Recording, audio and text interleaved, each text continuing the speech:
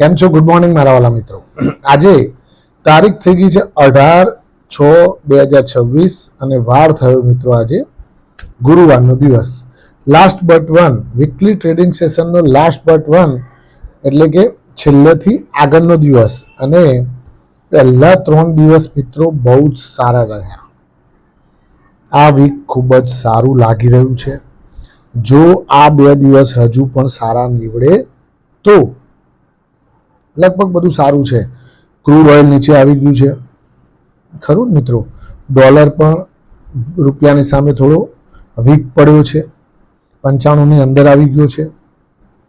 એટલે 97 જઈ આવ્યો, હવે 95ની અંદર આવ્યો છે, એટલે કે થોડો આપણા માટે સપોર્ટ કહી શકાય મિત્રો. એફઆઈઆઈ પણ વેચવાલી અટકાવીને થોડી ખરીદારી કરવામાં રસ લેવા માંડી છે. ભલે એને કંઈક ફૂલ નહીં તો ફૂલની પાંખડી એ વેચવાલી અટકાવી કંઈક લે ને તોય આપણા બજારો માટે સારું કહેવાય, ખરું મિત્રો? હવે આજે આપણો સ્પેશિયલ ટોપિક છે મિત્રો કે હજુ બજારમાં કેટલી તેજી બાકી છે અને કયા સ્ટોક્સમાં રોકાણ એટલે કયા સ્ટોક્સ હજુ એવા સસ્તા છે કે જેમાં રોકાણ કરવાની મજા આવે એવી છે. એની બધી ચર્ચા કરવાની છે આજે, ખરું ને મિત્રો? કાલે એક સબસ્ક્રાઈબરનો મિત્રો મેસેજ આવેલો કે તમે જે સ્ટોક્સ વિશે રડારની વાત કરતા હોવ છો કે આ સ્ટોક્સ રડારમાં એ સ્ટોક્સ ચાલુ ચાલતા જ હોય છે. ભાઈ, અમારે તમને રડાર કહેવાનું મતલબ શું કે એ સ્ટોક્સ ઉપર એક્શન રહેવાનું છે, ખરું ને? આજે પણ એ બધા સ્ટોક્સ હું તમને એવા સારા કહીશ કે જેમાં તમને ઓર મજા આવશે. મજા એટલે આમ તમે પોતે પણ ખુશ થઈ જશો, તબિયત તમારી એકદમ આમ હરીભરી થઈ જશે, ખરું ને મિત્રો? એટલે આમ આનંદ કરવાનો જીવનમાં છે ને. પૈસા કરતા અંદર શારીરિક અને અંદર ઉમંગિક આનંદ હોવો જોઈએ. અમુક લોકો શું હોય, પૈસા કમાતા હોય પણ આનંદ જ ના લે. આમ જિંદગીમાં જાણે ઠુંગળી ગયા હોય ને એવા ફરતા હોય, કે જાણે એને કોઈકે સાપ શૃંગારી દીધો હોય એવા ફરતા હોય. ભલે પૈસા હોય પણ જિંદગી જીવતા ના હોય. અને અમુક લોકો જોડે પૈસા નથી હોતા પણ જિંદગી મસ્તીથી જીવતા હોય છે. કેમ કે બંને વસ્તુ અલગ છે. પૈસા પણ હોવા જોઈએ, આનંદ પણ એટલો જ જરૂરી છે જીવનમાં આનંદ નહીં હોય તો પૈસા કોઈ કામના નથી. પૈસાથી જ આનંદ મળે એવું પણ નથી હોતું. 2 વસ્તુથી તમારા અલગ છે, કોન્ટ્રા છે. ચેક કરજો, તમે તમારા જીવનમાં પોતે અનુભવ કરજો, તમને મજા આવશે. બીજી વસ્તુ ખાસ કહી દઉં મિત્રો કે ગઈકાલનું બજાર કેવું રહ્યું એના ઉપર ફટાફટ ફોકસ કરીને આપણે આજના બજાર ઉપર આવી જઈએ. તો નિફ્ટી ગઈકાલે 96 અંકના વધારા સાથે 24,085 બંધ જોવા મળ્યું. હજી સહેજ છેટું છે 24,100. સેન્સેક્સ પણ 347 અંકના વધારા સાથે 77,155 અંક બંધ જોવા મળ્યું. એફઆઈઆઈડીઆઈની ડેટાની વાત કરીએ તો એફઆઈઆઈએ 101 કરોડની કેશ માર્કેટમાં ખરીદારી કરી. ડીઆઈઆઈએ 1,561 કરોડની કેશ માર્કેટમાં ખરીદારી કરી. ઘટનારા શેરોમાં આઈડીબીઆઈ બેંક 17.1% તેજી જોવા મળી, ભયંકર તેજી. કેમ કે સરકાર હવે એવું વિચારી રહી છે કે થોડો હિસ્સો એમ કે આનો પણ આપણે પ્રાઇવેટાઇઝેશન તરફ વાળીએ આઈડીબીઆઈ બેંકને, અને જે એલઆઈસી પાસે હિસ્સો છે, હા નીકળું ફલાણું, એ બધાનો હિસ્સો થોડો ખલકો કરાવીએ અને કોઈક એવો સારો પ્રાઇવેટ પાર્ટનર શોધીએ કે આખી બેંકને મજબૂતાઈથી ચલાવી શકે. કાર ટ્રેડ 9.7%ની તેજી. સ્કેન્ડ્યુલર ઇલેક્ટ્રિકલ 7.2%ની તેજી. યુકો બેંક, આપણે વચ્ચે જ વાત કરી હતી કે UCO bank, bank of Maharashtra, IOB 7.1%ની તેજી યુકો બેંકમાં. ટ્રેન્ટ 7.1%.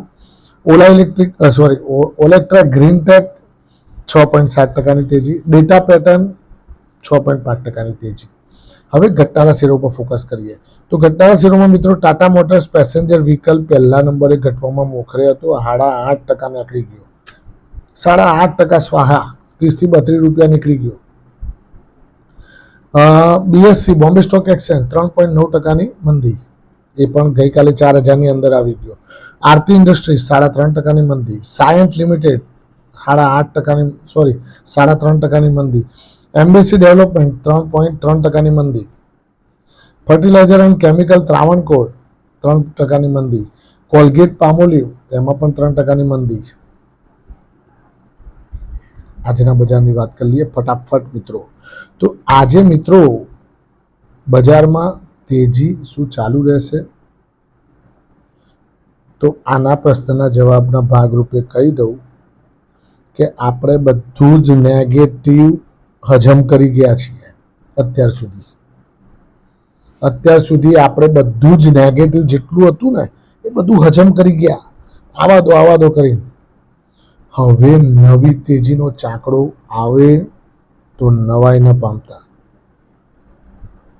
કદાચ મોટી તેજી પણ થાય.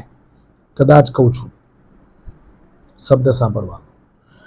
ક્યાંક મોટી તેજી તો નથી કરવા માંગતા ને આ લોકો.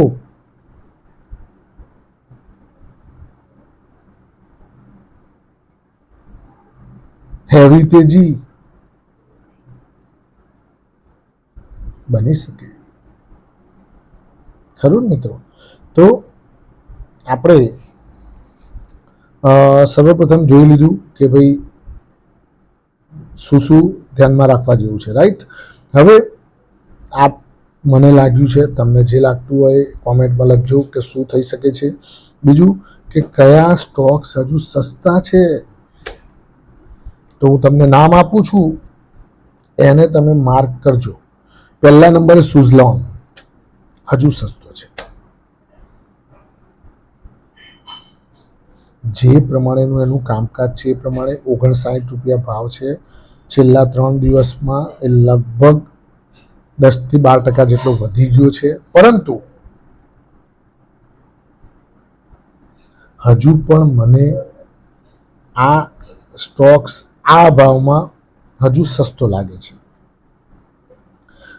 કેરનેક્સ માઇક્રો KER બરાબર સ્પેલિંગ સમજો, KERNEX માઇક્રો 1885 રૂપિયા આપણે કહ્યો તો લેવાનો, અને અત્યારે 2100 રૂપિયાની આસપાસ ચાલે છે. પણ કહેવાનો મતલબ શું મિત્રો કે સ્ટોક આકર્ષક છે, લાંબા ગાળાનું બેટ કહી શકાય. ડીપ મળે ત્યારે ભેગા કરવા. યુકો બેંક આપણે 25.20 કહ્યું તો હમણાં ગયા અઠવાડિયે, અત્યારે 28.20 બંધ આપ્યો. 3 રૂપિયાની તેજી, ખરું ને? લગભગ 12 થી 15%ની તેજી આવી. IFCI જુઓ તમે, ગઈકાલે 95 રૂપિયા મારી આવ્યો, 95-96 જી આવ્યો કાલે. અને છેલ્લે મિત્રો પ્રોફિટ બુકિંગ આવ્યું એટલે પાછો નીચે આવી ગયો. IFCI પણ લાંબા ગાળાના બેટ તરીકે નીચે આવે ત્યારે ભેગા કરવા. હવે એક સારો ટોપ પિક હેવી વેટ હું તમને કહું છું, એ પણ એક સારો છે, ધ્યાનમાં રાખવા જેવું છે, રડારમાં રાખવા જેવું છે.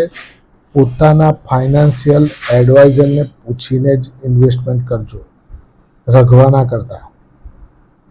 કોઈ ગમે તે કહે.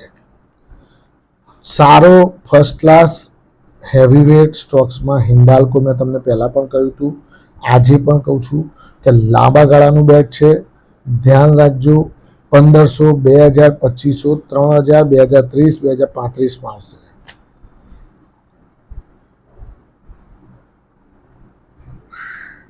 આવી શકે, કારણ કે એણે આજ સુધીનો લાઈફ ટાઈમ હાઈ ઉપર ચાલે છે. આપણે NSDL ગયા હતા 830 રૂપિયા, અત્યારે 888 ચાલે છે. આપણે ટાટા કેપિટલ ગયા હતા 315 રૂપિયા, 337 ચાલે છે. બીજો એક વસ્તુ ખાસ કહી દઉં મિત્રો કે RVNL ઉપર ધ્યાન રાખજો. રેલવે સ્ટોક્સ ઉપર RVNL ને 968 કરોડ રૂપિયાનો ઓર્ડર મળ્યો છે. તો આજે એ કદાચ હલચલમાં રહી શકે છે મિત્રો. પછી એક ડોમ્સ ઉપર ધ્યાન રાખજો, DOMS. ડોમ્સમાં 9.3 કરોડ શેર્સ કોણે ખરીદ્યા? SBI મ્યુચ્યુઅલ ફંડે ખરીદ્યા છે.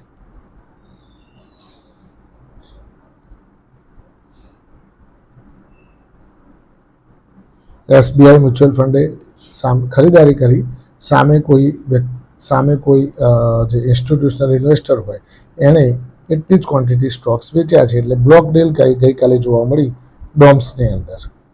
ખરું મિત્રો? ચલો, થેન્ક યુ વેરી મચ. ખૂબ ખૂબ આભાર. આજનો દિવસ તમારા માટે શુભ રહે, લાભદાયી રહે, ફળદાયી રહે અને ગુરુવારે બધું સુંદર જ સુંદર થાય એવી ભગવાનના ચરણોમાં પ્રાર્થના. Thank you.